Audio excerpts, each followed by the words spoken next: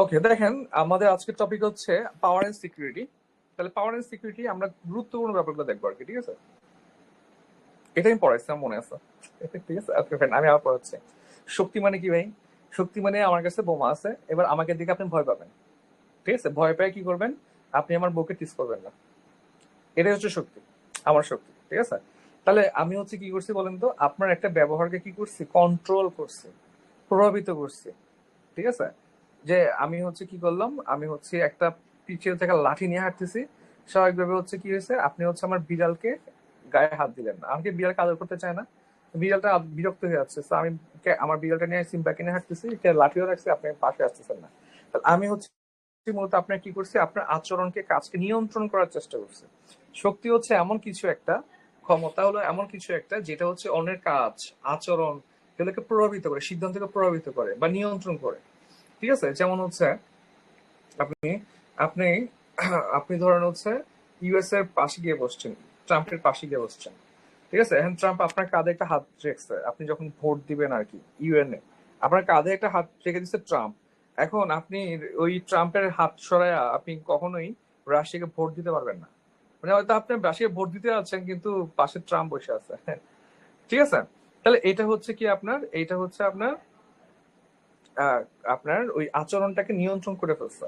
তাহলে কি বলতো, সিম্পলি শক্তি হচ্ছে এমন কিছু একটা যেটা হচ্ছে আরেকজনের আচার আচরণ সিদ্ধান্তকে কি করে প্রভাবিত করতেছে, ঠিক আছে? এখন দেখেন, তাহলে আপনার এই যে অর্গানাইজকে সবচেয়ে সহজ সহজ গুলো আমরা পড়বো, যে অন্যের আচরণ নিয়ন্ত্রণের সামর্থ্যই শক্তি। শেষ। তাহলে শক্তি হচ্ছে কি অন্যের আচরণ নিয়ন্ত্রণ করার সামর্থ্যই হচ্ছে শক্তি। শেষ, ঠিক আছে? একটা পড়বেন তাহলেই হবে, ঠিক আছে? এখন আন্তর্জাতিক রাজনীতিতে শক্তি বলতে কি বোঝায়, ঠিক আছে? এগুলো কিন্তু আসবে না পরীক্ষায়, জাস্ট বেসিক ক্লিয়ার রাখবেন। তাহলে এখানে সেম জিনিস, আন্তর্জাতিক রাজনীতিতে শক্তি বলতে বোঝায় যে একটা রাষ্ট্র আরেকটা রাষ্ট্রকে, রাষ্ট্রের সিদ্ধান্ত গ্রহণকে প্রভাবিত করতেছে। শেষ। আন্তর্জাতিক রাজনীতিতে আপনার শক্তি বলতে বোঝায় একটা রাষ্ট্র, মানে একটা রাষ্ট্র আরেকটা রাষ্ট্রকে প্রভাবিত করতেছে। তাহলে কোন রাষ্ট্র প্রভাবিত করবে? আমি তো আমেরিকাকে প্রভাবিত করতে পারবো না, আমেরিকা আমাদের প্রভাবিত করতে পারবে। কেন? আমেরিকা শক্তিশালী, আমেরিকার ইকোনমি এক নাম্বার, ইকোনমি, মিলিটারি পাওয়ার এক নাম্বার, সোশ্যাল ইনফ্লুয়েন্স এক নাম্বার, সবকিছুতে আমেরিকা ফার্স্ট। আমেরিকা শক্তিশালী রাষ্ট্র, আমার দুর্বল রাষ্ট্র, আমেরিকা হচ্ছে ট্যারিফ দিয়ে আমাকে প্রভাবিত করতে পারতেছে। আমেরিকা আমাকে বলতে পারতেছে তুমি হচ্ছে ওই ফ্রান্স থেকে, আপনি কিন্তু জানেন মনে হয়, শেখ হাসিনা গত টার্মে ফ্রান্সের প্রেসিডেন্ট বাংলাদেশে আসার পরে ফ্রান্স থেকে 10টা বিমান কেনার একটা চুক্তি হয়েছিল না? চুক্তি হয় না, মেমোরেন্ডাম সাইন হয়েছে, আপনারা কি জানেন এটা? ঠিক আছে। এখন আপনারা শুনতে পাচ্ছেন আমাকে? জি ভাইয়া। জি ভাই। একটু মাঝে মাঝে কথাবার্তা বলেন, আমি একটু এনার্জাইজ ফিল করবো আর কি। এখন ওই যে আপনার আমার স্পষ্ট মনে আছে তারিখটা হচ্ছে আপনার 7 অক্টোবর, ঠিক আছে? কেন তারিখটা মনে আছে জানেন? ওই দিন ছিল আপনার ওই ওই আহ, আপনার আহ, গাজায় হামলার, ঠিক আছে? মানে ওই যে হামলা হলো না 7 তারিখে, ওই 7 তারিখে হামলার 1 মাস 1 বছর 1 মাস পূর্তি হয়েছিল, ঠিক আছে? ওই দিন হচ্ছে বাংলাদেশে আসছে। তো বাংলাদেশে আসার পরে কি হলো দেখেন, বাংলাদেশ সরকার হচ্ছে স্বাভাবিকভাবে এরকম একটা super power, France super power না, ফ্রান্স তো P5 মেম্বার, এইগুলো কিন্তু একদম মাথায় রাখবেন। P5 মানে পার্মানেন্ট 5 বলতে, আমি P5 বলতে বলছি ইউএন এর পার্মানেন্ট 5জন মেম্বারকে বোঝাচ্ছে। এই টার্মগুলো মাথায় রাখবেন, আপনার লেখার সময় আপনি লিখতে পারবেন, মানে একদম রিটেনের মধ্যে আপনি এভাবে শর্টে লিখতে পারবেন P5 মেম্বার। P5 মেম্বারের মধ্যে ফ্রান্স একটা ভাই, ঠিক আছে? সো এরকম একটা প্রেসিডেন্ট বাংলাদেশে আসছে, স্বাভাবিকভাবে আপনাকে ইউ টু অফার সামথিং, করতে কিছু চাইতে পারবেন তখন। তো বাংলাদেশ বলছে ঠিক আছে আপনাদের আমি বিমান, যাত্রীবাহী বিমান কিনবো আর কি, ঠিক আছে? ট্রাম্প বলছে এই বেয়াদব, তুই ওখান থেকে কেন কিনবি, আমার থেকে কিনবি, ট্রেডিং বসা দিবে 100%, ঠিক আছে? বাংলাদেশ কি বল, ঠিক আছে ভাই, ফ্রান্স বাদ, আমি আপনার থেকে কিনবো। বাংলাদেশ জাহাজ বানাচ্ছে, বাংলাদেশের জাহাজ বাইরে এক্সপোর্ট হচ্ছে, ওদিকে বাংলাদেশ সরকার আবার এই কয়েকদিন আগে জাহাজ কিনতেছে আমেরিকা থেকে, ঠিক আছে? আবার কিনতেছে না এমন না, সরাসরি হচ্ছে জাহাজের ডেলিভারি পাওয়া যাচ্ছে। এখন একটা জাহাজ বানাতে টাইম লাগবে, এটা কি একটা কাপড় নাকি ভাই যে আপনি অর্ডার করছেন বানা দিয়ে দিল? তার মানে জাহাজটা আগেই অবিকৃত অবস্থায় ছিল, বাংলাদেশ সরকার কিনে নিয়ে চলে আসতেছে। ব্যাপারটা বুঝছেন ব্যাপারটা? তাহলে দেখেন, একটা শক্তিশালী রাষ্ট্র যখন অন্য কোনো একটা রাষ্ট্রের আপনার হচ্ছেন আধিপত্য বিস্তার করে, সিদ্ধান্ত গ্রহণকে প্রভাবিত করে, নানাভাবে প্রভাবিত করার ক্ষমতা রাখে, তাহলে সেটা হচ্ছে আন্তর্জাতিক রাজনীতির শক্তি বলতে বোঝায়। প্রতিটা রাষ্ট্র শক্তিশালী, ডিপেন্ড করতেছে কে কার সাপেক্ষে শক্তিশালী। যেমন ধরেন হচ্ছে বাংলাদেশ যখন ভুটান শ্রীলঙ্কার সাথে মিটিং করে তখন বাংলাদেশ শক্তিশালী। কারণ কি দেখেন, বাংলাদেশ হচ্ছে শ্রীলঙ্কাতে আপনার স্বাদু পানি পাঠাইছে, আপনারা কি জানেন? মিঠা পানি, খাওয়ার পানি পাঠাইছে। আমাদের পানি সংকট ছিল শ্রীলঙ্কায়। বাংলাদেশের টাকা নাই, শ্রীলঙ্কার $20 কোটি ধার দিচ্ছিলাম, মনে আছে আপনাদের? কারণ কি বলুন তো, শ্রীলঙ্কার তুলনায় আমি শক্তিশালী, সুদান ওদের তুলনায় আমি শক্তিশালী। আবার আপনি যখন চীনের সাথে মিটিং করবেন তখন চীন শক্তিশালী। তো প্রতিটা রাষ্ট্রই মূলত হচ্ছে জি। আপনার এটা মনে কর। হ্যাঁ বলেন। হ্যাঁ। হ্যাঁ আপু কি বলছেন, রিপিট করেন তো। নাসরিন আপু রিপিট করা যাবে আবার? আচ্ছা বাকিরা কি স্পষ্ট শুনতে পাচ্ছেন আমাকে? জি আচ্ছা ঠিক ভাইয়া। আছে, তাহলে আপুর হচ্ছে, আচ্ছা তাহলে দেখেন আপুর হচ্ছে একটা সমস্যা। তাহলে দেখেন প্রতিটা রাষ্ট্রে হচ্ছে, আপনারা এটা মনে করবেন না যে শক্তিশালী রাষ্ট্র বলতে শুধুমাত্র হচ্ছে কি আপনার ইউএসএ ফ্রান্সকে বোঝাচ্ছে, ঠিক আছে না, এটা এটা বাংলাদেশ শক্তিশালী। ইট ডিপেন্ডস অন যে কোন দুইটা রাষ্ট্র মিলে মিটিং করতেছে। যে আমি কি সুদানের সাথে মিটিং করতেছি, উগান্ডার সাথে মিটিং করতেছি, শ্রীলঙ্কার সাথে, মালদ্বীপের সাথে, নেপালের সাথে, নাকি আমি মিটিং করছি ইউএস এর সাথে, চীনের সাথে, ফ্রান্সের সাথে, রাশিয়ার সাথে, ঠিক আছে? আচ্ছা, তাহলে দেখেন আপনারা হচ্ছেন, আপনি যে কোনো একটা ল দেখবেন শেষ। এখন দেখেন আপনারা হচ্ছে এই শক্তিকে তিন ভাগে ভাগ করা যায়। একটা হচ্ছে হার্ড পাওয়ার, একটা সফট পাওয়ার, একটা স্মার্ট পাওয়ার। হার্ড পাওয়ার হচ্ছে একদম ঢুস ঢুস ঢুস, ঠিক আছে? ওই যে মুভিটা আছে নাম কি জানো, বলেন না, অনেক টাকা কামাইছে, রকি। দেখছো মুভিটা? ও হচ্ছে আপনার ওই যে একটা মেশিন গান দিয়ে পুরো পুলিশ স্টেশন উড়ে যায় না, চিস টিস চিস করে। তাহলে সেটা হচ্ছে হার্ড পাওয়ার। সেটা হচ্ছে কি পাওয়ার বলেন? হার্ড পাওয়ার। মানে একদম সরাসরি গুলি করে দিলেন আর কি, ঠিক আছে? সফট পাওয়ার হচ্ছে যে আপনি হচ্ছে ওদিকে আপনি ইন্ডিয়াকে গালিগালাজ করে আইসা বাসায় আইসা আপনি আবার ইন্ডিয়ান গানে নাচতেছেন, ইন্ডিয়ান গান শুনে মাথা দুলাচ্ছেন, দিস ইজ সফট পাওয়ার, ঠিক আছে? তাহলে এটা হচ্ছে কি সফট পাওয়ার। যে আপনার ইকোনমি, ঠিক আছে, আপনার আপনার হচ্ছেন ইকোনমিটাকে অনেকে হচ্ছে হার্ড পাওয়ার বলে, এখানে পরে ডিসকাশনের সুযোগ আছে। অনেকটা হচ্ছে গুড গভর্নেন্স, ঠিক আছে? আপনার সংস্কৃতি, যেমন ধরুন হচ্ছে ইন্ডিয়ান কালচারটা কিন্তু অনেক ফেমাস, চীনের কালচারটা অনেক ফেমাস। চীন হচ্ছে পৃথিবীর অন্যতম পুরাতন একটা সিভিলাইজেশন বা কালচারের মধ্যে চীন একটা, ঠিক না? যেমন এবার 49-এ আসছে যে সেটা হচ্ছে আপনার পুরাতন সবচেয়ে আপনার ওল্ডেস্ট সিভিল সার্ভিস কোথায় পাওয়া গেছে? চীনে পাওয়া গেছে। ওকে, তাহলে দেখেন এখন যে ফ্যাক্ট হচ্ছে কি, এখন চীনকে আপনি পছন্দ করতেছেন না, আপনি চীনকে পছন্দ করতেছেন না, আই নো দ্যাট। ইউএসএ তে চীনের খাবারের অনেক ডিমান্ড, আপনারা কি জানেন? লিটারালি হচ্ছে ওদের এখানে চাইনিজ খাবারের জন্য চীন থেকে মানুষজন চলে গেছে, প্রচুর রেস্টুরেন্ট হচ্ছে চীনে। ওরা ইউএসএ খাবার আর কি খাইতে খাইতে ইয়ে হয়ে গেছে, কিন্তু চীনের ওরা খাবার চায়। আপনি যখন খাগড়াছড়ি, রাঙামাটি, বান্দরবন যান তখন আপনি কি খান বলেন তো? আপনি ট্রাই করেন হচ্ছে আমি স্থানীয় মানুষ যেটাকে আমি সেটা খাবো, ঠিক না? ব্যাম্বো চিকেন খাইতে চান আপনি, তো ব্যাম্বো চিকেন খাইতে গিয়ে হচ্ছে কি করেন বলেন তো? ওই ব্যাম্বো চিকেন হচ্ছে মানে দেখা যাচ্ছে 800-900, হ্যাঁ 1000 টাকা চেয়ে বসে থাকে আর কি, কেমন? তাহলে দেখেন, সফট পাওয়ার হচ্ছে আপনার সুশাসন, সংস্কৃতি, মূল্যবোধ, নৈতিকতা, আইনের শাসন, স্বচ্ছতা, জবাবদিহি ইত্যাদিকে বোঝায়, ঠিক আছে?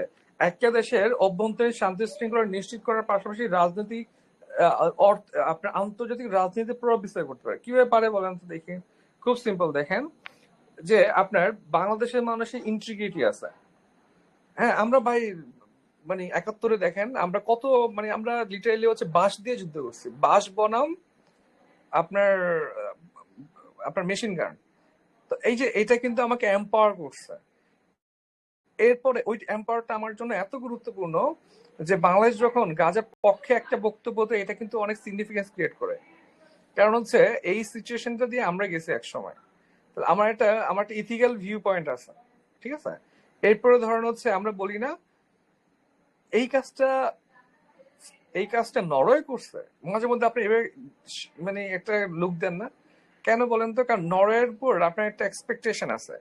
ওইখানে হচ্ছে নরওয়েতে দেখা যায় যে অনেকগুলো শপে হচ্ছে আপনার কোনো সেলসম্যান নাই, মানুষ কিনতেছে, মানুষ পে করতেছে, মানুষ প্যাক করে বাসায় নিয়ে যাচ্ছে, দোকানে প্রফিট হচ্ছে। কেন? মানুষ চুরি করতেছে না। ওইখানে ওইখানে রাস্তাঘাট বন্ধ হয় না, বাড়ি ঘরে বড় তালা নাই। তাহলে দেখেন এই যে একটা কালচার, এটা কিন্তু নরওয়ে যখন একটা কথা বলে এটা কিন্তু আপনাকে প্রভাবিত করবে। ঠিক আছে? তাহলে এটা হচ্ছে সফট পাওয়ার, মানে অস্ত্র ইউজ না করেও আপনি আরেকজনকে প্রভাবিত করতে পারবেন। ঠিক আছে, যেমন কানাডাকে চিন্তা করে দেখেন, যে আপনার কানাডা কিন্তু সব সময়, ঠিক আছে, কানাডার প্রধানমন্ত্রী, আগে প্রধানমন্ত্রী কে ছিল বলেন তো? Justin Trudeau. সে কার সাথে প্রেম করতেছে? কি রে, আপনার পান নাই? তা তো দেখলাম কিন্তু নামটা মনে নাই। আমি তো ভিডিও দিছিলাম মনে হয় ইনস্টাতে। মেয়ের নাম কি? কেটি, কেটি, কেটি না? কেটির সাথে প্রেম করতেছে। ও আবার সে স্মার্ট, তো ছেলেটা স্মার্ট। সে লাক্সারিয়াস, তার গার্লফ্রেন্ডের ইয়ার্ডে ছিল, নিজে খরচ করতেছে না, গার্লফ্রেন্ডকে খরচ করাচ্ছে। This is smart. ঠিক আছে। আচ্ছা যাই হোক, আমি মজা করতেছি, আবার সিরিয়াস হয়ে যায় না। ঠিক আছে, তাহলে দেখেন, আহ, আপনার তাহলে সফট পাওয়ার হচ্ছে কি বলেন তো? এই যে এটা সফট পাওয়ার, ঠিক আছে, ভালোবাসা বাঁধনা মেনে। ঠিক আছে, অনেক সময় দেখেন না, রাশিয়া থেকে তরুণ চলে আসছে, ডেনমার্ক থেকে তরুণী চলে আসছে, এটা সফট পাওয়ার।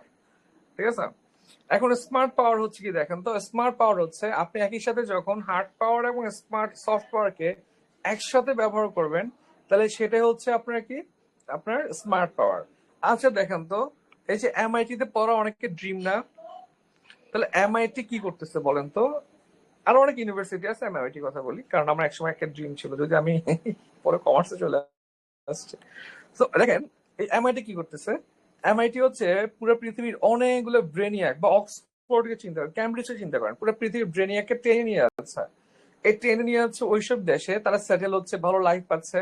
বিনিময়ে তারা কিন্তু প্রচুর জিনিস দিচ্ছে, ওদের জিডিপি বাড়াচ্ছে, ওদের হচ্ছে আপনার ইনোভেশন নিয়ে আসতেছে, ইকোনমি বাড়াচ্ছে। এটাকে সফট পাওয়ার না?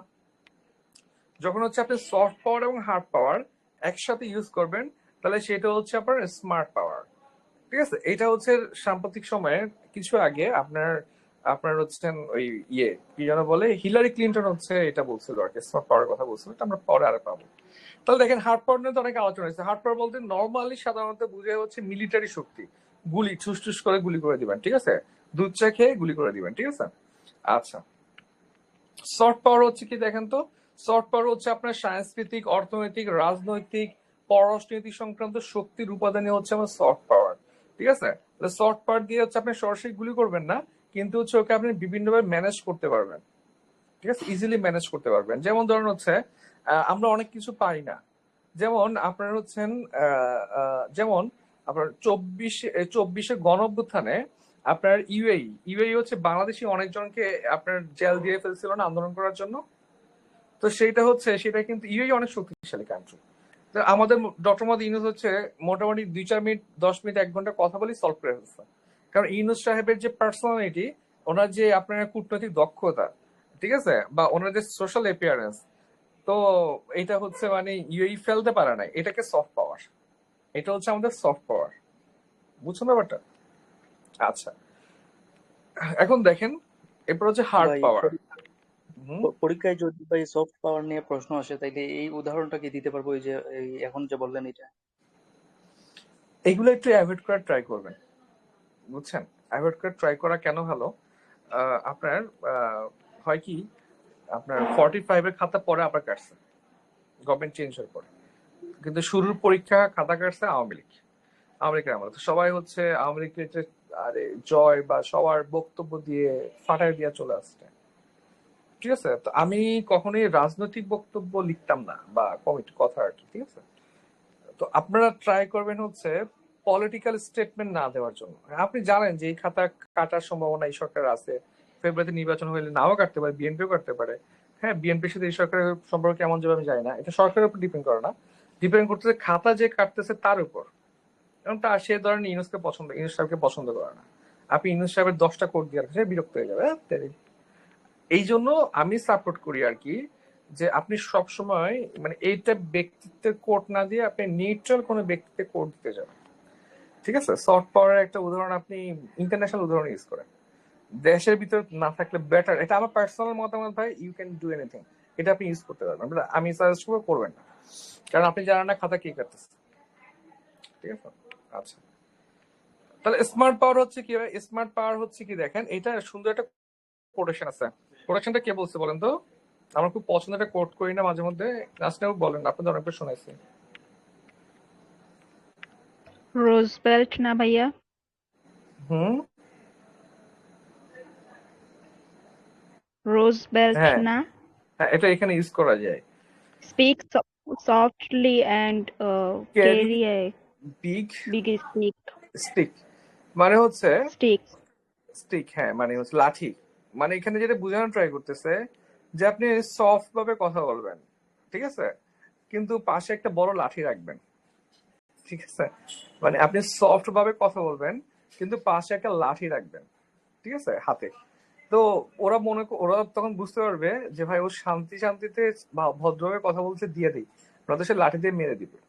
তার মানে হচ্ছে এটা হচ্ছে থিওডর রুজভেল্ট, এই যে দেখেন 1901 সালে থিওডর রুজভেল্ট সাহেব হচ্ছে এই কথাটা বলছে যে আপনার এই যে এটা মৃদুভাবে কথা বলো এবং একটি বড় লাঠি বহন করো, মানে ইংলিশে দিবে, এটা সুন্দর না আর কি বাংলা, যে স্পিক সফটলি, সফটলি কথা বলো but carry a big stick, ঠিক আছে, কিন্তু একটা শক্ত লাঠি, বড় একটা লাঠি পিঠে রাখো, হাতে রাখো, ঠিক আছে, তাহলে আপনি যেটা চান সেটা হয়ে যাবে। এটাই মূলত স্মার্ট পাওয়ার কি মিন করছে। এখন সফট পাওয়ার, হার্ড পাওয়ার এগুলো বলছে জোসেফ নাও, এটা হচ্ছে মাথায় রাখবেন।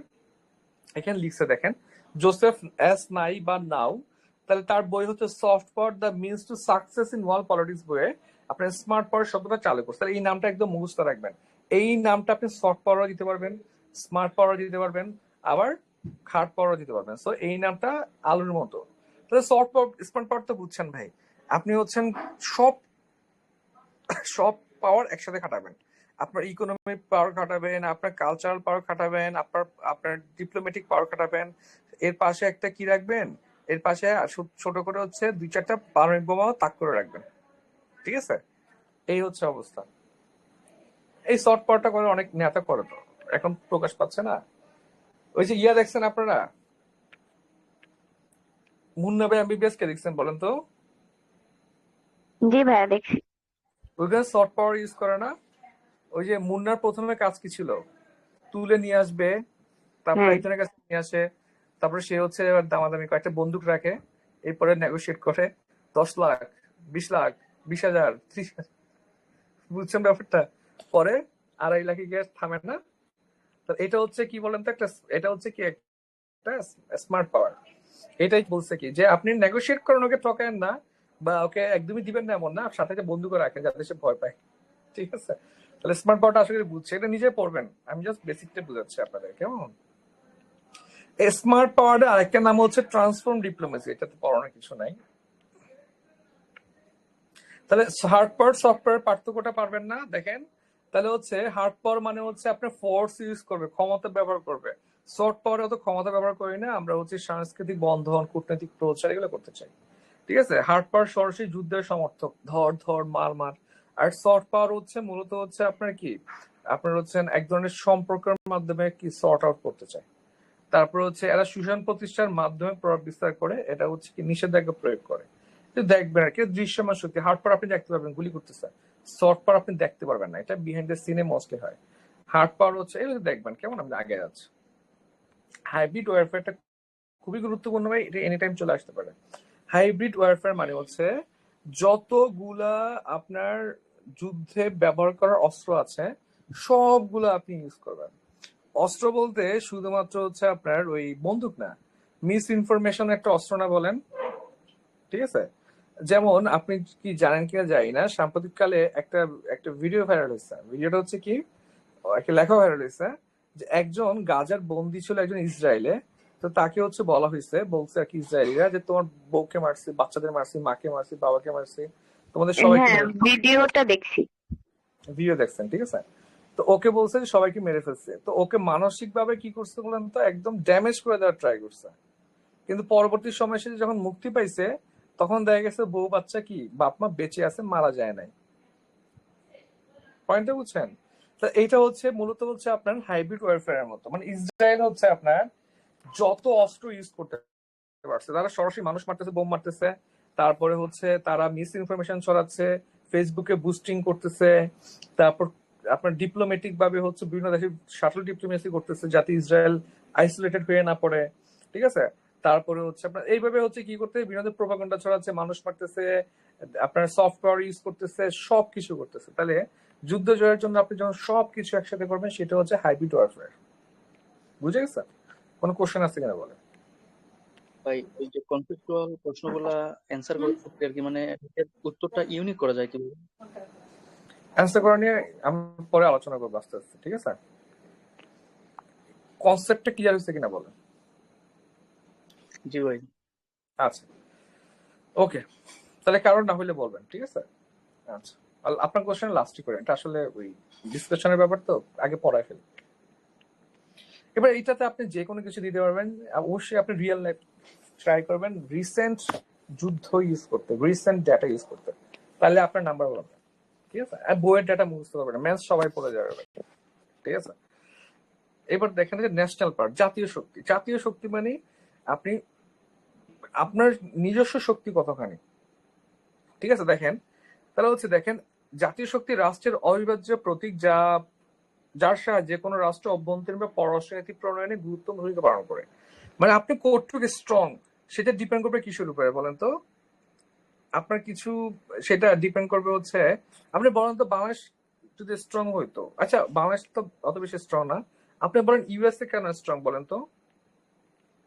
খুব ফাস্ট বলেন, সবাই শেয়ার করেন ভাই, এখানে লেকচার শুনতে আসেন ভাই নাই। মিলিটারি পাওয়ার, তারপরে ইকোনমিক্স মিলিটারি পাওয়ার, পাওয়ার, তারপর সবকিছু, ইকোনমি। ইকোনমিক পাওয়ার, তারপর সবাই বলেন ভাই, এখানে আপনাকে শিখতে হবে, ডিসকাস করেন। এই নিয়ে আপু বলেন, আপু নাই? আচ্ছা আচ্ছা, এই নিয়ে আপু আছে, আছে। বলেন কি কি পাওয়ার আছে? আপনার ভৌগোলিক অবস্থা, জিওগ্রাফিক্যাল আপনার লোকেশন, যেমন অস্ট্রেলিয়া অনেক দূরে ভাই। Population. পপুলেশন, আপনার পপুলেশন বেশি ভাই, ঠিক আছে? যে আপনি ইন্ডিয়ার সাথে যুদ্ধ করতে যাচ্ছেন, ইন্ডিয়া বলে ধরো বর্ডারটা খুলে দেবে, অস্ত্র মারা লাগবে না, ঠিক আছে? বর্ডার খুলে দিলে ইন্ডিয়া থেকে যদি 20 কোটি মানুষ ঢুকে যায় বাংলাদেশে, বাংলাদেশ তো শেষ, দুর্ভিক্ষ লেগে যাবে, ঠিক আছে? পপুলেশন এবং আমার আপনার হচ্ছেন কি, যদি ওই যে স্কিলড হয়, পপুলেশন কিন্তু বেশি হলে হবে না, আপনার স্কিল হবে। ইন্ডিয়াতে প্রচুর স্কিল মানুষ, তাহলে এটাও আপনার জন্য কি একটা অ্যাসেট হইতে পারে। তারপর কি বলেন তো? ন্যাচারাল রিসোর্সেস, বাংলাদেশ এখনো টিকে আছে গ্যাসের উপরে, ঠিক না? তাহলে আমাদের প্রচুর গ্যাস আছে, কয়লা আছে, এটা আমার রিসোর্স শক্তি আছে। এখন যদি কালকে বলে বাংলাদেশের স্বর্ণের খনি আছে, তাহলে কি হবে বলেন তো? আরো শক্তিশালী হয়ে যাবে না? তাহলে কি ন্যাচারাল রিসোর্সেস, তারপর ক্লাইমেট। ক্লাইমেট কিন্তু বিশাল বড় একটা ব্যাপার। যেমন ধরুন হচ্ছে আপনার আপনি এমন কিছু স্টেট আছে রাশিয়াতে, রাশিয়া কিন্তু অনেক বড় হইলো 90% মানুষ থাকতে পারে না, আপনারা কি জানেন? ম্যাক্সিমাম জায়গাতে মানুষ থাকতে পারে না, তো ওখানে টোটালি হচ্ছে সারা বছর কি থাকে, আপনার ওই যে বরফে ঢাকা। তো এরকম ক্লাইমেট থাকলে তো আপনি মারা, ঠিক আছে? তাহলে আপনার হচ্ছে ক্লাইমেট ঠিক আছে কিনা, ঠিক আছে? এরকম অনেক কিছু আছে, আমরা তো এখানে 4-5টা নিয়ে আসছি, ঠিক আছে? আমরা একটু দেখি কি আছে। ভূপ্রকৃতি বললাম, দেশের আয়তন, আয়তন বড় হলে আপনার ক্ষমতা বাড়বে। দেখেন রাশিয়া স্ট্রং কান্ট্রি, রাশিয়া কি ছোট কান্ট্রি না, বিশাল country. USA strong country, USA বিশাল কান্ট্রি। চীন স্ট্রং কান্ট্রি।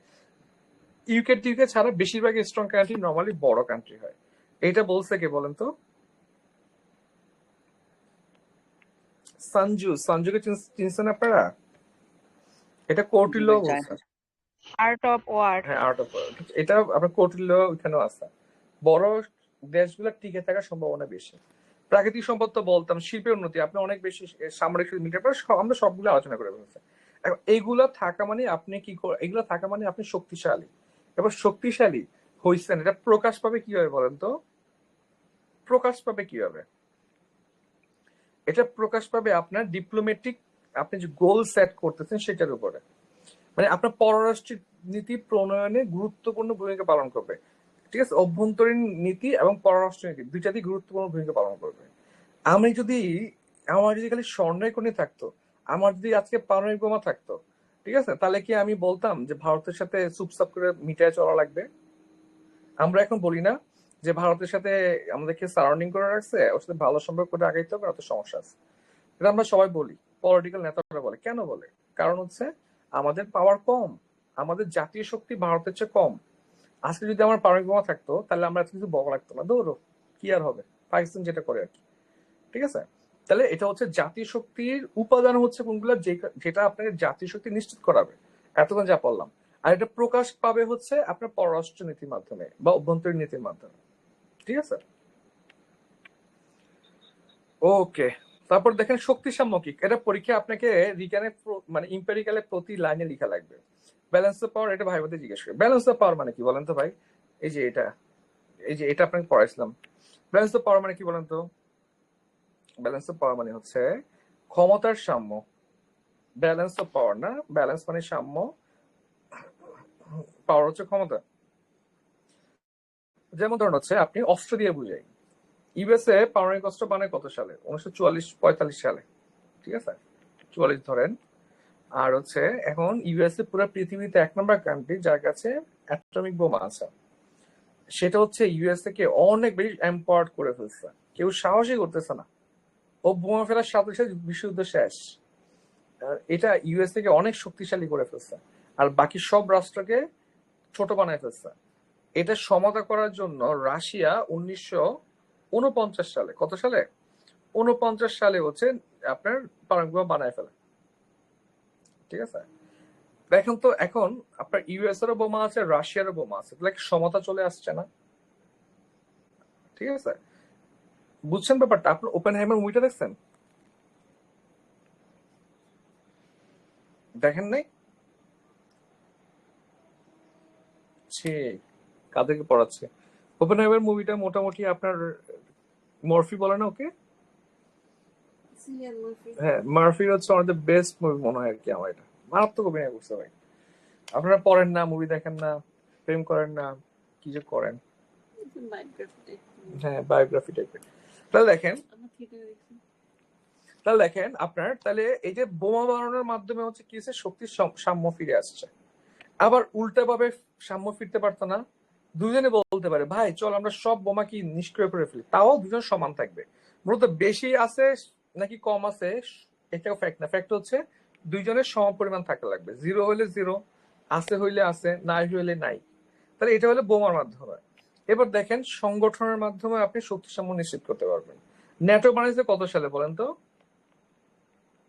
1949। 1949। ঠিক আছে, 1949 ন্যাটো বানায় ফেলছে, মানে অনেকগুলো রাষ্ট্র নিয়ে একটা সামরিক সংগঠন গঠন করে বলেছে শেষ। ও যেটা বলে সেটা ঠিক না। রাশিয়ার জন্য অনেক কি সমস্যা হয়ে গেছে। রাশিয়া কি বানালো এরপরে বলেন তো? ওয়ারশো প্যাক্ট। ওয়ারশো প্যাক্ট 1955, ঠিক আছে।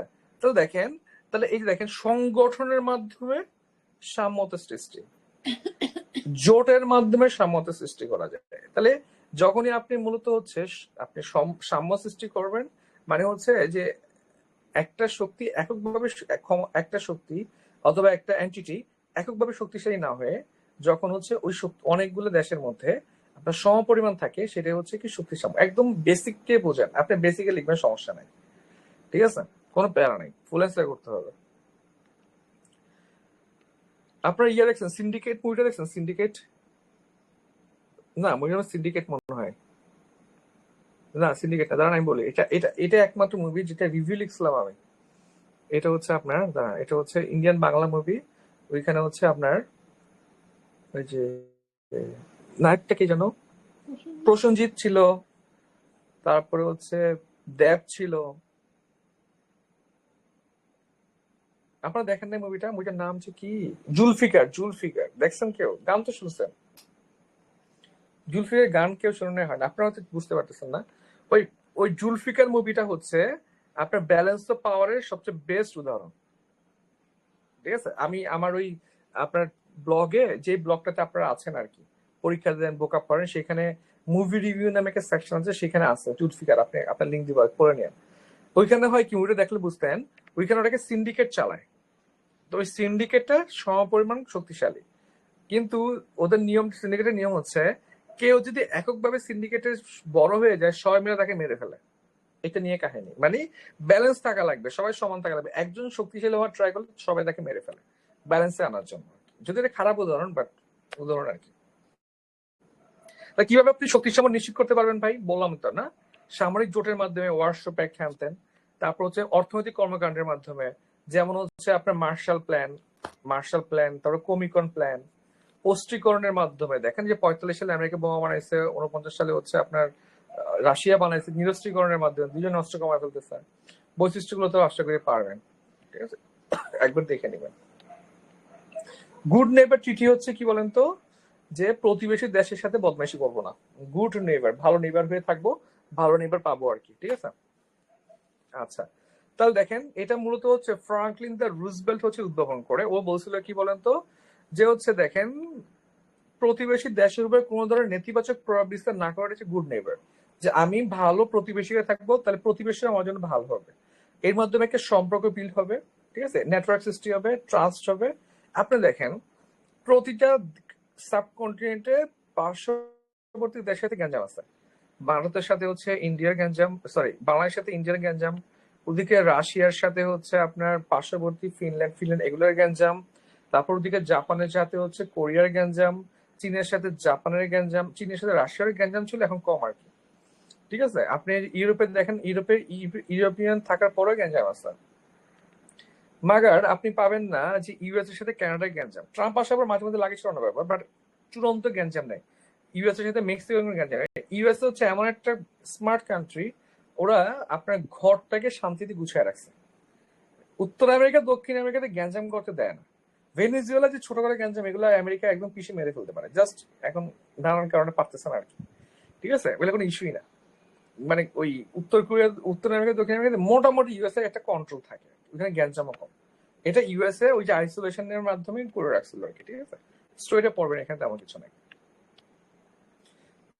থুকিডাইসিস এটাও পড়াইছিলাম, আপনার এত দ্রুত কেমন ভুলে গেছেন আমি বুঝতেছি না। আচ্ছা দেখেন যে আপনার আপনার হচ্ছে থুকিডাইডিস ট্র্যাপ হচ্ছে কোনটা দেখেন, এটা হচ্ছে আপনার ওই যখন একটা দেশ শক্তিশালী হওয়া শুরু করে, এটাকে ইমার্জিং পাওয়ার বলে, তখন একটা দেশ ফল করা শুরু করে, একে ডিকে বলে আর কি, ঠিক আছে। একটা ক্ষয়প্রাপ্ত দেশ, একটা হচ্ছে ইমার্জিং মানে একটা উন্নতিপ্রাপ্ত দেশ আর কি। এই দুইটা দেশ হচ্ছে আপনার যে ফল করে সে ফল করতে চায় না, আর যে উপরে থাকে সে উপরে উঠতে চায়, তাদের মধ্যে একটা লড়াই চলে। এটাই হচ্ছে থুকিডাইডিস ট্র্যাপ বলা হয় আর কি। এটা উচ্চারণ ডিফারেন্ট ডিফারেন্ট আছে, আপনি যেটা হচ্ছে সেটা করবেন, ঠিক আছে। থুসিডাইসিস বলে, থুকিডাইসিস বলে আর কি, বা যেটা আছে আপনি যেটা কমফোর্ট ফিল করেন। এখন দেখেন তাহলে হচ্ছে এই যে আপনার বেশি এবং কম মানে পড়তি দিকে এবং উঁচুতে ওঠার দিকে, মানে হচ্ছে ইমার্জিং পাওয়ার এবং ক্ষয়প্রাপ্ত দুইটা দেশের মধ্যে একটা লড়াই চলে নেতৃত্বে, সেটা হচ্ছে কি এই ট্র্যাপ বলা হয় আর কি, ঠিক আছে। যেমন এটা সবচেয়ে ভালো ব্যাপার হচ্ছে কি বলেন তো, আমাদের ইউএসএ এবং চায়না আর কি, ঠিক আছে। রাশিয়া যুক্তরাষ্ট্রের বেলাও খাটে, তবে আপনার চীন এবং ইউএসএ টা সবচেয়ে মানে সবচেয়ে মানে রাইট একটা এক্সাম্পল হবে আর কি, ঠিক আছে। তাহলে দেখেন তো দুইটা দেশের মধ্যে সংঘাত থাকবে, বৈশিষ্ট্যগুলো দেখি। সংঘাত থাকবে যেটা হচ্ছে ইমার্জিং মানে উপরের দিকে উঠতেছে, যেমন ধরেন চীন, ও একদম ঠান্ডা থাকবে। আর যে পড়তির দিকে আছে মানে ইউএসএ, সে অনেক গরম থাকবে। ট্রাম্প অনেক গরম না, চীনের উপরে আমি 100% ট্রেড দিব, 200% ট্রেড দিব, চীন কিছু বলতেছে না, খুব একটা রিয়াকশন দেখাচ্ছে না। কারণ চীন বলতেছে ভাই আমি চুপচাপ ব্যবসা করে যাই, আমি উপরে উঠতেছি, আমার গ্যাঞ্জাম করার দরকার নেই আর কি, ঠিক আছে। তাহলে যে হচ্ছে আপনার কি উপরের দিকে উঠতেছে ইমার্জিং, সে ঠান্ডা থাকে। এরপর হচ্ছে মেগাফোন ডিপ্লোমেসি দেখা যায়। মেগাফোন ডিপ্লোমেসি আমরা পড়বো।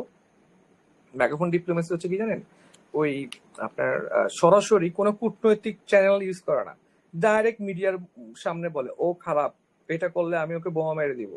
যেমন চীনের আপনার প্রধানমন্ত্রী, চীনের আপনার সম্ভবত স্বরাষ্ট্রমন্ত্রী কে বলছে আমি ঠিক ভুলে গেছে, চীনের স্বরাষ্ট্রমন্ত্রী কি বলছিল জানেন, সম্ভবত আমি ভুলে গেছি কোন মন্ত্রী বলছে, যে আপনার যদি বাংলাদেশ কোয়াডে যোগ দেয় তাহলে হচ্ছে চীন কোনো ধরনের সাপোর্ট করবে না বাংলাদেশকে, একদম ডিরেক্ট থ্রেট মেরে দিচ্ছে, কোনো ধরনের কেন ডিসকাশনই যায় না, ডিরেক্ট ইয়াতে মিডিয়ার সামনে বাংলাদেশের থ্রেট মেরে দিচ্ছে। এটাকে মেগাফোন ডিপ্লোমেসি বলে, ঠিক আছে। মানে সরাসরি আপনি যখন কোন একটা থ্রেট দিয়ে দিবেন সেটা হচ্ছে মেগাফোন ডিপ্লোমেসি। এবং এটার এগেনস্টে হচ্ছে যদি কেউ কিছু বলে, যেমন হচ্ছে আপনার মেগাফোন ডিপ্লোমেসি ভাবে আপনি বর্তমানে উদাহরণ কোনটা দিবেন বলেন তো, বর্তমানে উদাহরণ দিবেন হচ্ছে আপনি আফগানিস্তান এবং হচ্ছে কে ইউএসএ, ঠিক আছে। ট্রাম্প বলছে কি বাগরাম ঘাটি যদি আমি না পাই, আমি এমন অবস্থা করব চিন্তাও করতে পারবে না আফগানিস্তান, ঠিক আছে। আফগানিস্তান কি বলছে, আফগানিস্তান বলছে কি বলছে বলেন তো, ওরা বলছে যে 1 ইঞ্চি মাটিও আমি ছাড়বো না, যা করবে ট্রাম্প করে নি। দিস ইজ কল্ড আপনার কি মেগাফোন ডিপ্লোমেসি। নিজেরা কোনো ডিসকাশনে যাচ্ছে না, মিটিং করতেছে না, কিন্তু আপনার ইয়াতে ওই মিডিয়ার সামনে এসে একদম মিডিয়া উন্নত অবস্থা, ঠিক আছে। ক্যারোট এন্ড স্টিক পলিসি তো বললাম। ক্যারোট এন্ড স্টিক পলিসি হচ্ছে আপনার, এটা ভিডিও করতে অবশ্যই আমি, এটা হচ্ছে আপনি খাবারও দিবেন মারবেনও। যেমন হচ্ছে এটা মূলত আপনার বেশি দেখা যাচ্ছে এখন ইয়েতে, আপনার মিয়ানমারে, ঠিক না? আপনি মিয়ানমারের জানতাকে হচ্ছে অস্ত্র দিচ্ছে চীন, আবার আরাকান আর্মি হ্যান ত্যান ব্রাদার, হ্যাঁ অ্যালায়েন্স, ব্রাদারহুড অ্যালায়েন্স, ওদেরকে অস্ত্র দিচ্ছে চীন অ্যাটলিস্ট কন্ট্রোলে রাখার জন্য, যে যদি ওরা সাকসেস হয়ে যায় বিদ্রোহীরা, তাহলে তো আমার ওইখানে লাগবে, ঢুকতে হবে, ওইখানে অনেক ইনভেস্টমেন্ট আছে চীনের, ঠিক আছে? তো দুইজনকেই সাপোর্ট দিচ্ছে, আবার দুইজনকে অস্ত্র দিচ্ছে। তাহলে এটাই হচ্ছে মূলত ক্যারোট এন্ড স্টিক পলিসি। মানে ক্যারোট মানে হচ্ছে আপনি খাবারও দিচ্ছেন আবার মারতেছেন, স্টিক মানে দিয়ে পিটাচ্ছেন আর কি, ঠিক আছে? আচ্ছা, এখানে তেমন কিছু না, একটু দেখবেন। আচ্ছা, এই এই পার্ট থেকে মূলত বেশি পরীক্ষা প্রশ্ন আসে। নিরস্ত্রীকরণ মানে কি? নিরস্ত্রীকরণ মানে কি? এটা বাংলা পড়ে বোঝা যাচ্ছে অস্ত্র কমায় ফেলতেছে। নিরস্ত্রীকরণ মানে কি ভাই? অস্ত্র নাই, অস্ত্র কমায় ফেলতেছে আর কি, ঠিক আছে? তাহলে ডিসআর্মামেন্ট, এটা ইংলিশে ডিসআর্মামেন্ট দেখেন, তাহলে দেখেন এটার পদ্ধতি হচ্ছে আপনার সৈন্যের সংখ্যা কমাচ্ছেন। আপনার সৈন্য হচ্ছে, সোলজার হচ্ছে আপনার 5 লাখ থেকে আপনি 4 লাখ করে ফেলছেন, ঠিক আছে? অস্ত্রের সংখ্যা কমাচ্ছেন, আপনার হচ্ছেন লাইক 1 লাখ, কি বলে, টন বলে না, কিলোটন বলে আর কি, বা কি যেন বলে আর কি, সেটা বাদ দিন। আপনার ধরেন 5,000 পারমাণবিক বোমা আছে, আপনি সেখান থেকে 1,000 কমায় ফেলছেন। তারপর নতুন কোনো অস্ত্র বানাচ্ছেন না, গুণগত মান বৃদ্ধি করতে। গুণগত মান কিন্তু সবাই বৃদ্ধি করে, ঠিক আছে? রেঞ্জ বাড়ায়, প্রিসাইজ করে, অস্ত্র প্রতিযোগিতার কার্যক্রম বন্ধ করতে, সামরিক খাতে বরাদ্দ কমায় দিচ্ছেন, ঠিক আছে? এইগুলো হচ্ছে নিরস্ত্রীকরণ পদ্ধতি, এইগুলোর মাধ্যমে হচ্ছে আপনি অস্ত্র কমাইতে পারবেন, ঠিক আছে? এখন পরীক্ষার মতো নিরস্ত্রীকরণ অস্ত্র নিয়ন্ত্রণটা পরীক্ষা আসে। তাই নিরস্ত্রীকরণটা হচ্ছে একটু জটিল। নিরস্ত্রীকরণ বলতে বোঝায় আপনি হচ্ছেন অস্ত্রই কমায় ফেলবেন, অস্ত্রই কমায় ফেলবেন, ঠিক আছে? আর অস্ত্র নিয়ন্ত্রণ মানে হচ্ছে যে আপনি মূলত হচ্ছে পরিমিত মাত্রায় সামরিক স্থিতিশীলতা অর্জনের জন্য অস্ত্র প্রতিযোগিতা নিয়ন্ত্রণ করা বোঝায়। যেমন হচ্ছে ধরেন হচ্ছে এখন রাশিয়া এবং ইউএস এর মধ্যে অনেক গ্যাঞ্জাম চলতেছে, ন্যাটোভুক্ত সবগুলো দেশ এখন প্রচুর লেভেলের কি করতেছে, সামরিক বাজেট বাড়ায় দিচ্ছে। তখন রাশিয়া বললো ওদের সাথে, ঠিক আছে আমিও জানি এগুলো তুই আমার মারবি না, আমিও জানি তোকে মারবো না, তাহলে তো বিশ্ব ধ্বংস হয়ে যাবে, ঠিক আছে আমরা একটু কম বানাই। নিয়ন্ত্রণ, এটা হচ্ছে অস্ত্র নিয়ন্ত্রণ, ঠিক আছে? আর অস্ত্র নিরস্ত্রীকরণ হচ্ছে কি জানেন? আপনি গেলেন রাশিয়াতে, গিয়ে ওদের সামরিক কারখানায় ঢুকলেন, ঢুকে কিছু অস্ত্র আপনি নষ্ট করে ফেলছেন, ড্যামেজ করছেন, দিয়ে আসছেন আর কি, এটা হচ্ছে অস্ত্র নিয়ন্ত্রণ, ঠিক আছে?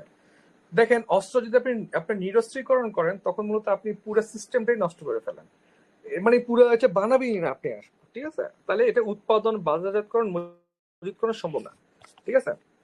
আর অস্ত্র নিয়ন্ত্রণ হচ্ছে আপনার সম্ভব। যেমন ধরেন হচ্ছে কেমিক্যাল ওয়েপন, যেমন আপনার বিশ্বে কিছু অস্ত্র আছে ব্যান করে রাখছে, যেমন নাপাম বোমা হচ্ছে বিশ্বে ব্যান করা আছে, এটা আপনি ছুটতে পারবেন না, ঠিক আছে? ক্লাস্টার বোমা ছোড়া নিষেধ, আপনি জানেন কিনা আমি জানি না। ক্লাস্টার বোমা ছাড়া নেই। ক্লাস্টার বোমা মানে কি জানেন? একসাথে 50-100টা বোমা, ছোট ছোট বোমা মারা, এটা দিলে একদম কেউ বাঁচেই না। ক্লাস্টার বোমা, এটা ক্লাস্টার বোমা লিখে রাখেন, এটা আপনি ইম্পেরিক্যালি ইউজ করতে পারবেন। ক্লাস্টার বোমা মারা নিষেধ, নাপাম বোমা মারা নিষেধ, তারপর হচ্ছে কেমিক্যাল ওয়েপন ইউজ করা নিষেধ ভাই, গ্যাস বোমা ইউজ করা নিষেধ, ফসফরাস গ্যাস বোমা মারতেছে, এটা বাশার আল আসাদ মারছিল, তারপর হচ্ছে আপনার এই যে গাজাতে মারছিল নেতানিয়াহু, এগুলো হচ্ছে মারা নিষেধ, নিষিদ্ধ অস্ত্র এগুলো, ঠিক আছে? তাহলে এগুলো হচ্ছে আপনি যখন ধ্বংস করে, তখন একবারে ইন্ডাস্ট্রি সহ, কারখানা সহ ধ্বংস করে ফেলে, আপনি পুনরায় বানাইতে পারবেন না। আর অস্ত্র নিয়ন্ত্রণ মানে কি জানেন? একটু আপনার 10টা অস্ত্র আছে, 2টা কমাইছেন, আপনি বাড়ায় ফেলেন, এটা আর কি। তাহলে নিরস্ত্রীকরণ হচ্ছে অস্ত্র নিয়ন্ত্রণের সর্বশেষ ধাপ, মানে যখন আপনি নিরস্ত্রীকরণ করতে পারবেন, ইউ আর সাকসেস, ঠিক আছে? অস্ত্র নিয়ন্ত্রণ হচ্ছে একটা পূর্ব শর্ত আর কি, আস্তে আস্তে মানে শুরু করে অস্ত্র নিয়ন্ত্রণ দিয়ে আস্তে আস্তে নিরস্ত্রীকরণের দিকে যায় আর কি। নিরস্ত্রীকরণ অনেক জটিল ব্যাপার না ভাই, আপনি রাশিয়াতে গিয়া দেখাশোনা করবেন ওরা অস্ত্র নষ্ট করতেছে না, এটা অনেক জটিল ব্যাপার। আর নিয়ন্ত্রণ তো সহজ, দেখবেন ওরা যুদ্ধ করতেছে না, এই আর কি। কোন দেশ এককভাবে নিরস্ত্রীকরণ সফল হতে পারে না, এটা সম্ভবই না। রাশিয়া কি জীবনও বলবে আচ্ছা আমি অস্ত্র বানাচ্ছি না, আমেরিকা তুমিও বানায়ো না, বা আমি 500 অস্ত্র ধ্বংস করে ফেলতেছি, তোরা ধ্বংস করে ফেল। তো রাশিয়া ধ্বংস হলে করতে পারে, আমেরিকা জীবনও করবে না, তাহলে এককভাবে এটা সম্ভব না। কিন্তু অস্ত্র নিয়ন্ত্রণ এককভাবে সম্ভব। কেমন দেখেন, যেমন ধরুন হচ্ছে আপনার এই হামাস বলতে পারে যে আমি আর কি যুদ্ধ করব না, ইসরায়েল বলতে পারে আমি আর যুদ্ধ করবো না, অস্ত্র নিয়ন্ত্রণ করছে এককভাবে, ঠান্ডা হয়ে গেছে, ঠিক আছে? কিছু পড়বেন আর কি ভাই, এগুলো সহজ আছে। সিকিউরিটি ডিলেমা হচ্ছে মানে একটা একটা একটা কনফিউজিং স্টেটের মধ্যে থাকা আর কি, ঠিক আছে। বেশিরভাগ সময় হচ্ছে ওই, ঠিক আছে, আমার ওয়াইফ যে স্টেটে থাকে আর কি, ডিলেমার মধ্যে, রেগে যাবে কি যাবে না, ঠিক আছে, যুদ্ধ লাগবে কি লাগবে না, ঝগড়া করবো কি করবো না, ঠিক আছে। এটা হচ্ছে সিকিউরিটি ডিলেমা। তাহলে দেখেন যেমন রাশিয়ায় ধরেন ন্যাটো, ন্যাটো দেশগুলো আর কি, ঠিক আছে। তো ন্যাটো দেশগুলো হচ্ছে কি ভাই, একটা গ্যাঞ্জামের মধ্যে আছে না, যে যুদ্ধ লাগবে লাগবে, লেগে গেল, ঠিক আছে, পোল্যান্ডের আকাশ সীমা ক্রস করে ফেলছে রাশিয়ার যুদ্ধ বিমান, এই যুদ্ধ লেগে জেগে যাবে, কিন্তু কি সরাসরি যুদ্ধ করতে আগ্রহী না। পোল্যান্ড চাইলে কিন্তু কি করতে পারতো, শুটডাউন করতে পারতো। ওরাও জানে যে রাশিয়ান বিমানটা ডিরেক্ট শুটডাউন করে ফেলে ঝামেলা আছে, ওরা শুটডাউন না করে রাশিয়াকে ওয়ার্নিং দিচ্ছে, ইউএন এ কমপ্লেন জানাইছে, সিকিউরিটি কাউন্সিল, বাট সরাসরি শুটডাউন করে, শুটডাউন করতে পারতো, কিন্তু শুটডাউন করলেই মানে যুদ্ধ লেগে গেছে। তাহলে ওটা কি অ্যাকচুয়ালি যুদ্ধ করতে আছে, থ্রেট দিচ্ছে আর কি, এটা সিকিউরিটি ডিলেমা। অভ্যন্তরীণ হুমকি, বাহ্যিক হুমকি, আমার মনে হচ্ছে এটা চলে আসবে। অভ্যন্তরীণ হুমকি মানে তো বুঝছেন, এই যে আপনার দেশের মধ্যে বাংলাদেশে একটা হুমকি চলতেছে না, অভ্যন্তরীণ হুমকি, যে ভাই মোবাইল ওপেনলি, নিউ মার্কেট মোড়ে ওপেনলি মোবাইল নিয়ে হেঁটে চলে যাচ্ছে, কেউ কিছু বলতেছে না। মোবাইল চুরি বাড়ছে, মেয়েদের হচ্ছে মানে ওই গলার চেন টান দিলে তো তাও ঠিক আছে, গলার চেনটা ছিঁড়ে চলে যায়, কানের কানের আপনার দুল টান দেয়, কানটা কেটে চলে আসে। কত ভয়াবহ, আপনি মেয়েরা বুঝতে পারতেছেন, ছেলেরা চিন্তা করে দেন কত ভয়াবহ ব্যাপার, ঠিক আছে। মানে এত বিশ্রী ভাবে হচ্ছে মানে ওরা চিন্তাই করতেছে। রেপ বাড়ছে বাংলাদেশে, এগুলো হচ্ছে অভ্যন্তরীণ হুমকি। তাহলে এটার সাথে বাংলাদেশের সার্বভৌমত্বের কোনো সম্পর্ক নাই, কিন্তু জনগণের নিরাপত্তার সম্পর্ক আছে। এটা দেশের অভ্যন্তরীণ ব্যাপার, ঠিক আছে। এটাতে দেশের মানে সার্বভৌমত্বের কোনো সম্পর্ক নাই, অভ্যন্তরীণ ব্যাপার। এটাতে যে কোনো খারাপ মানুষও করতে পারে, যেমন ধরেন চোরে চুরি করতেছে, এটা অভ্যন্তরীণ নিরাপত্তার হুমকি। আবার এটা পজিটিভও হতে পারে, কিরকম দেখেন, আপনার এই যে 24শে আগস্টের বা আগস্টের দিকে, সরি এই যে জুলাইয়ের দিকে যে আন্দোলন হলো, এখানে আওয়ামী লীগ সরকার কি হুমকি মনে করছে না আন্দোলনকারীদেরকে, ফেলড হলে তো আবার থেকে জেলে ঢুকে দিত আর কি, ঠিক আছে, সাকসেস হয়েছে দেখাই না এখন ক্ষমতায় বসছে, ঠিক আছে। তাহলে দেখেন এটা ওরা অভ্যন্তরীণ হুমকি হিসেবে নিয়েছিল আর কি। আর বাহ্যিক হুমকি মানে হচ্ছে সরাসরি দেশের সার্বভৌমত্বের উপর হুমকি, দেশের স্বাধীনতার উপর হুমকি। যেমন হচ্ছে আপনার যেমন ধরেন হচ্ছে আপনার রাশিয়া কি করলো, ইউক্রেনে হামলা চালায় দিছে, এটা হচ্ছে একটা বাহ্যিক হুমকি, ঠিক আছে। তাহলে বুঝতে পারছেন অভ্যন্তরীণ হুমকি ছোট আকারে, ছোট, এটা জনগণ থেকে আসে, এটা কোনো চোর থেকে আসতে পারে, এটা অভ্যন্তরীণ সোর্স থেকে আসতে পারে, হ্যাঁ, ফ্রাস্ট্রেটেড পিপল থেকে আসতে পারে। আর বাহ্যিক হুমকি সবসময় ভূ রাজনৈতিক ব্যাপার, এটা বিশাল বড় ব্যাপার, এটা যে কোনো অন্য রাষ্ট্র থেকে আসবে, এটা সার্বভৌমত্বকে ধ্বংস করতে পারে, ঠিক আছে। এটাই আর কি, একটা মানে যা বলছি সেটাই দেখেন, অভ্যন্তরীণ হুমকি ব্যাপকতা কম, মানে ছোট আর কি, এটা ব্যাপকতা বেশি, ঠিক আছে, যা বলছে ওইটুকুই আছে। প্রতিশ্রুতি নিরাপত্তা যদি নিজে পড়বেন, এটা বাচ্চাদের পড়া। উপ আঞ্চলিক নিরাপত্তা আমি পড়ায় ফেলছি, এটা একবার রিডিং করবেন, ঠিক আছে। উপ আঞ্চলিক নিরাপত্তা হচ্ছে ভাই বন্ধুর মধ্যে বন্ধুত্ব, আপনার 10 জনের একটা ফ্রেন্ড সার্কেল থাকে না ইউনিভার্সিটিতে, 10-12 জনের, আবার দেখেন সেই 10-12 জনের মধ্যে আবার 3 জনের সম্পর্ক খুবই ভালো। বড় সার্কেলের মধ্যে ছোট ছোট সার্কেল থাকে না, এই ছোট সার্কেলটা হচ্ছে উপ আঞ্চলিক নিরাপত্তা। যেমন সার্ক একটা বড় সার্কেল, 8টা মানুষ আছে, সেখানের মধ্যে আবার বিবিআইএন আছে, ঠিক আছে, বিবিআইএন, এটা হচ্ছে কি আমার উপ আঞ্চলিক নিরাপত্তা। মানে ওই বড় একটা এলাকার ছোট আরো কয়েকটা দেশ মিলে যদি নিজেদের নিরাপত্তা নিশ্চিত করতে চায়, বিভিন্ন সহযোগিতা বৃদ্ধি করতে পারে, সেটা হচ্ছে এটা, হ্যাঁ, একবার দেখে নেবেন। আচ্ছা, প্রচলিত নিরাপত্তা, অপ্রচলিত নিরাপত্তা, এটা পড়ায় নাই।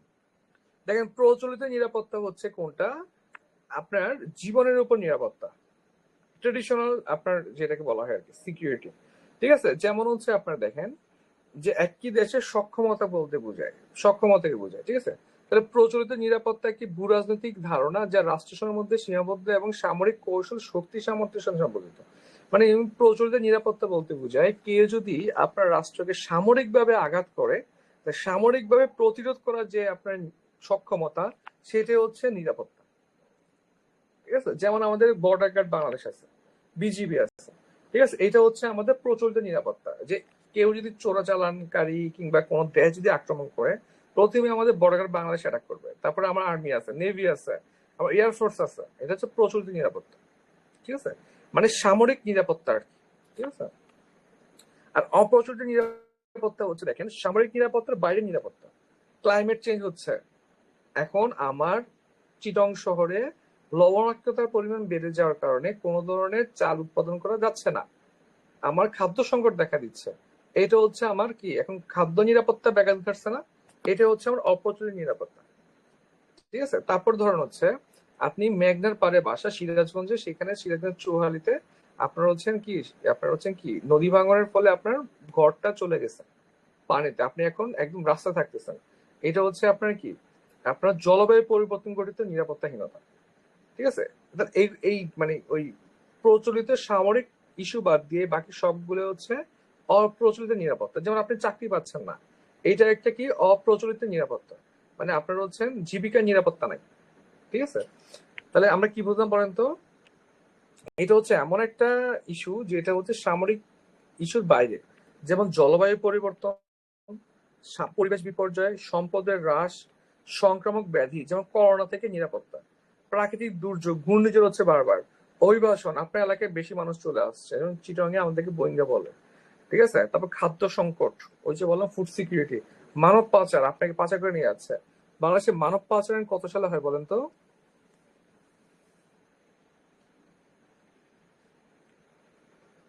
সেগুলো জানাতে গেলে লাগবে তো, এগুলো ভুলে গেলে হবে? মাত্র পিলি পাস করে আসছেন আপনি, 3.5 লাখের মধ্যে আপনি হচ্ছেন টপ 10,000-এ আছেন, তাহলে মনে রাখতে হবে, বুঝছেন? তাহলে এগুলো পারবেন। তাহলে এইটা হচ্ছে কি অপ্রচলিত নিরাপত্তা, তাহলে এগুলো পারবেন ঠিক না? তাহলে প্রচলিত নিরাপত্তা অপ্রচলিত নিরাপত্তা পার্থক্যটা আশা করি আপনি নিজেই পারবেন। আমি তো একবার রিডিং করে যাচ্ছি। যে প্রচলিত নিরাপত্তা হচ্ছে সামরিক সক্ষমতা, অপ্রচলিত নিরাপত্তা হচ্ছে সামরিক সক্ষমতার বাইরের সক্ষমতা। তাহলে অস্তিত্বের জন্য হুমকি, এটা পারবেন। এই পার্টটা হচ্ছে আপনার সন্ত্রাসবাদ, এগুলো পারবেন। তাহলে অপ্রচলিত নিরাপত্তার মূল লক্ষ্য হলো রাষ্ট্রের নিরাপত্তা, আর প্রচলিত নিরাপত্তা আর অপ্রচলিত নিরাপত্তার মূল লক্ষ্য হচ্ছে ব্যক্তির নিরাপত্তা। আপনাকে নিরাপত্তা দিচ্ছে, আপনার চাকরি নাই, আপনার খাবার নাই, আপনার বাসস্থান নদী গর্ভে চলে গেছে, এখান থেকে যে নিরাপত্তা, এটা অপ্রচলিত। তাহলে এখানে মূলত হচ্ছে পার্সন সেন্ট্রিক, এটা হচ্ছে মূলত কান্ট্রি সেন্ট্রিক। ঠিক আছে, এটা মনে রাখতে পারবেন। ক্ষুদ্র রাষ্ট্র মানে কি বলেন তো? আয়তনে ছোট নাকি মিলিটারি পাওয়ারে ছোট? মিলিটারি পাওয়ারে। মিলিটারি পাওয়ার। মিলিটারি পাওয়ার। ঠিক আছে, মিলিটারি পাওয়ারে ছোট, সেটা হচ্ছে ক্ষুদ্র রাষ্ট্র। তাহলে ক্ষুদ্র রাষ্ট্র হচ্ছে কি বলতো? ক্ষুদ্র রাষ্ট্রে কি কি নিরাপত্তা থাকতে পারে, নিরাপত্তা হুমকি রাখতে পারে। ঠিক আছে, এই যে আপনি যেটা বলেন ভাই লিখবো কেমনে, খেয়াল করেন, এখানে বলছে ক্ষুদ্র রাষ্ট্রের নিরাপত্তাজনিত হুমকিগুলো কি কি। এখন একটা মানুষ কি করতে পারে, ধরেন আপনারা এখানে কয়জন ক্লাসে 7 জন আছেন, আমি সহ, আমি ছাড়া 6 জন। আপনাদের মধ্যে কি করতে পারে জানেন?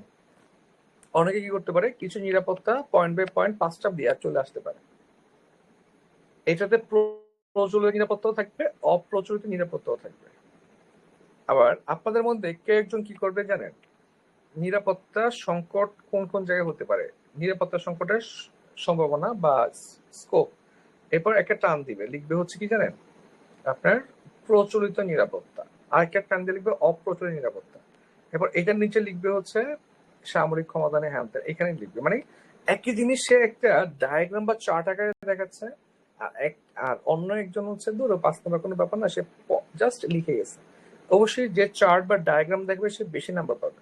একই জিনিস কিন্তু, যেমন এখানে দেখেন, এখানে অভ্যন্তরীণ হুমকিগুলা এবং বাহ্যিক হুমকিগুলা সেপারেট করে দিচ্ছে। ঠিক আছে, বৈশ্বিক হুমকি 3টা হুমকি নিয়ে আসছে। আপনি যেটা করতে পারেন, আপনি 3টা হচ্ছে কি করতে পারেন, আপনি একটা ধরেন এখানে দিলেন হচ্ছে অভ্যন্তরীণ হুমকি, এখানে থেকে হুমকি, এখান থেকে অভ্যন্তরীণ হুমকি, তারপর বাহ্যিক, আর একটা হচ্ছে বৈশ্বিক। এবার এখানে এটার নিচে পয়েন্টটা দেন, এটার নিচে পয়েন্টটা দেন, এটার নিচে পয়েন্টটা দেন, জাস্ট অনেকগুলো পয়েন্ট পয়েন্ট লিখে দেন, এরপর ছোট করে কয়েকটা ব্যাখ্যা দেন, শেষ। সবগুলো ব্যাখ্যা দেওয়া লাগবে না, এটার ব্যাখ্যা মেইন পয়েন্টের ব্যাখ্যা দিলে হবে। এগুলো তো লিখছেনই আপনি, স্যার জানে 5 নম্বরের জন্য এত লেখার টাইম নেই, বুঝছেন? ডিজাইন, প্রেজেন্টেশন, এগুলোর নাম্বার নিয়ে আসে আর কি। ঠিক আছে, তাহলে দেখেন অভ্যন্তরীণ হুমকিগুলো কি কি, অস্থিতিশীল রাজনীতি, ঠিক আছে, অবনতিশীল অর্থনীতি, সামাজিক সংস্কৃতি, এগুলো তো পড়বেন, এখানে তেমন কিছু নাই। মানব নিরাপত্তা লাস্ট চ্যাপ্টার সম্ভবত, দেখেন মানব নিরাপত্তা খুবই ইম্পর্টেন্ট।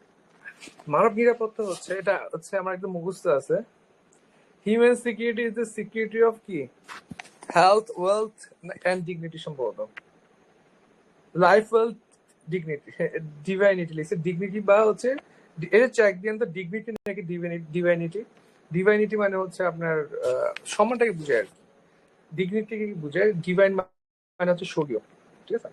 তাহলে দেখেন এটা হচ্ছে রুজভেল্ট বলছে, human security is the security of life, জীবনের নিরাপত্তা, সম্পদ, উপার্জনের নিরাপত্তা। এইটা হচ্ছে মূলত সম্মানকে মিন করতেছে, ঠিক আছে? তাহলে দেখেন মূলত আপনার মানব নিরাপত্তা বলতে বোঝাচ্ছে এটা একটা কমপ্লেক্স ব্যাপার, কারণ হচ্ছে এক একটা মানুষ এক একটা জিনিসের নিশ্চয়তাকে মানব নিরাপত্তা হিসেবে নিয়ে আসছে। অমর্ত্য সেন নিয়ে আসছে হচ্ছে মূল্যবোধ ও মানব স্বাধীনতার নিরাপত্তা। মূল্যবোধের নিরাপত্তা, মানব স্বাধীনতার নিরাপত্তাকে উনি হচ্ছে কি মানব নিরাপত্তার প্রধান ভিত্তি বলছে। মাহবুবুল হক বলছে হচ্ছে মানব নিরাপত্তার সার্বজনীন। এখন আপনি এই মানব নিরাপত্তার সার্বজনীন এইটাকে আপনি কোট করলে আপনি নাম্বার পাবেন না। এটা দিয়ে কি বোঝাচ্ছে? ধরেন আপনি পরীক্ষা আসছে মানব নিরাপত্তা বলতে কি বোঝায়, এখন আপনি এটা লিখলে এটাকে ব্যাখ্যা করা লাগবে। মেন ব্যাপারটা হচ্ছে আপনার মানব নিরাপত্তা নিয়ে কোট দেওয়া লাগবে। এটা তো মানব নিরাপত্তাকে ব্যাখ্যা করে না, ঠিক আছে? আপনি ওই কোটেশন যখন দিবেন আপনাকে বুঝতে পারেন কোনটা কেন দিচ্ছেন আপনি, ঠিক আছে? এটা দেখেন, ওটা সুন্দর একটা লিখছে, আন্তর্জাতিক শান্তি নিরাপত্তা প্রতিষ্ঠা হলো মানব নিরাপত্তা। এটা আপনি দিতে পারেন সহজে, ঠিক আছে? এখানে তেমন কিছু নেই। মানব নিরাপত্তার বৈশিষ্ট্য হচ্ছে দেখেন ওই একই কথা, ঠিক আছে? ওই যে অপ্রচলিত নিরাপত্তা গুলো এখানে আসবে। ক্ষুধা থেকে মুক্তি মানে ফুড সিকিউরিটি আর কি। দারিদ্র থেকে মুক্তি মানে হচ্ছে এখানে কি ছিল, জব সিকিউরিটি ছিল। রোগ বালাই থেকে মুক্তি, ওখানে এই যে প্রাকৃতিক দুর্যোগ খরা সব পড়ে আসছে না, মানে অপ্রচলিত থেকে অপ্রচলিত নিরাপত্তা গুলাই হচ্ছে মানব নিরাপত্তা মুক্তি। এবং মনে রাখতে ইজি আপনার জন্য। আর এটা বৈশিষ্ট্যগুলো দেখেন, এটা সার্বজনীন নিরাপত্তা, সব দেশের সব মানুষের সেম থাকে প্রায়। সব মানুষেরই খাওয়া লাগে, চাকরি লাগে, পরিবেশ নিয়ে সমস্যা আছে। এটা হচ্ছে পারস্পরিক নির্ভরশীলতা, একটা সাথে সম্পর্কিত। আপনি ভালো স্যালারি পাইলে দেখেন আপনি ভালো বাসস্থান পাবেন, আপনি হচ্ছে ফুড পাবেন, মেডিকেল সিকিউরিটি পাবেন, অনেক কিছু এনশিওর হচ্ছে, মানে একটার সাথে একটা সম্পর্কিত। এগুলা ইজি পারবেন। আচ্ছা, এগুলো একই জিনিস বাবার লিখছে, একবার দেখে নেবেন, ঠিক আছে? সেম জিনিস।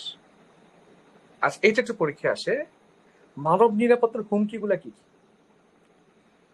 দেখেন মূলত মানব নিরাপত্তা বলতে কি বোঝাচ্ছে? মানব নিরাপত্তা বলতে এই চারটা দিবেন পরীক্ষায়: food security, environmental security, personal security, economical security, political security. এগুলাকে বোঝাচ্ছে, ঠিক আছে? এগুলোর হুমকিগুলো কি কি? যেগুলো আপনার প্রয়োজন সেগুলো না পাওয়াই তো হুমকি না ভাই, কমন সেন্স কাটান।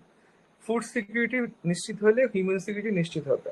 তাহলে হিউম্যান সিকিউরিটির অনিশ্চিত জায়গা হচ্ছে কি, খাবার নাই, খাদ্য সংকট, পরিবেশ পরিবর্তন, ব্যক্তিগত নিরাপত্তার অভাব, অর্থনৈতিক সংকট, রাজনৈতিক অস্থিতিশীলতা। এগুলো না থাকাই তো হুমকি সৃষ্টি করবে। এগুলো লিখছে এখানে দেখেন, অর্থনৈতিক হুমকি, পরিবেশগত হুমকি, খাদ্যগত হুমকি, স্বাস্থ্যগত হুমকি।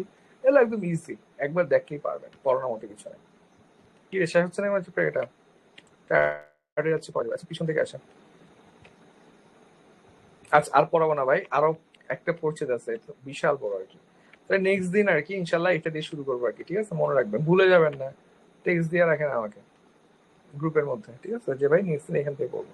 কোনো কোশ্চেন আছে কিনা বলেন? ম্যাথস অনেক বড়, বাট বেসিক ক্লিয়ার হয়ে যাবে।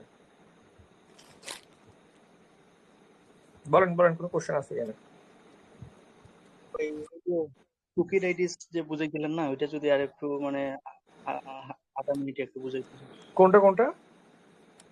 টুকিটাইটিসের একটা কি বুঝাইছিলেন জানি, ওইটা ভুলে গেছি, মানে একটু টুকিডাইসিস মানে বা থুসিডাইসিস ট্র্যাপ, এটা মূলত বোঝায় হচ্ছে এমন একটা সিচুয়েশনকে, যে সিচুয়েশনে হচ্ছে একটা ইমার্জিং পাওয়ার, মানে যে হচ্ছে উদীয়মান ক্ষমতা আর কি। যেমন চীন একটা উদীয়মান ক্ষমতা, আর চীন যেহেতু উঠতেছে অবশ্যই একটা পতন হচ্ছে, সেটা হচ্ছে ইউএসএ, মানে ক্ষয়প্রাপ্ত পাওয়ার। এই তাদের মধ্যে হচ্ছে আপনার যে ধরনের একটা মনস্তাত্ত্বিক বা একটা লড়াই চলে, মনস্তাত্ত্বিক ছাড়া ডিরেক্ট লড়াই চলে, সেটাকে হচ্ছে থুকিডাইটিস ট্র্যাপ বলা হচ্ছে, বা থুকিডাইসিস ট্র্যাপ বলা হচ্ছে। একটা ইমার্জিং বা একটা উদীয়মান শক্তি এবং হচ্ছে আপনার একটা ক্ষয়প্রাপ্ত শক্তির মধ্যে যে লড়াই চলে, এটাকে হচ্ছে এই থিওরির মাধ্যমে প্রকাশ করা হয়, ব্যাখ্যা করা হয়। এখানে দেখানো হয়েছে যেই শক্তিটা ক্ষয় হচ্ছে মানে ইউএসএ, তারা অনেক অ্যাগ্রেসিভ থাকে, মেগাফোন ডিপ্লোমেসি ইউজ করে তারা থ্রেড দেয়। আর যেই শক্তিটা হচ্ছে উদীয়মান তারা অনেক কাম থাকে, ঠান্ডা থাকে, শান্ত থাকে, ডিপ্লোম্যাটিক্যালি হ্যান্ডেল করতে চায়। বুঝছেন ব্যাপারটা? এটাই। আরেকবার নিজে পড়ে নিন, ক্লিয়ার হয়ে যাবে। আর কি কোশ্চেন আছে বলেন।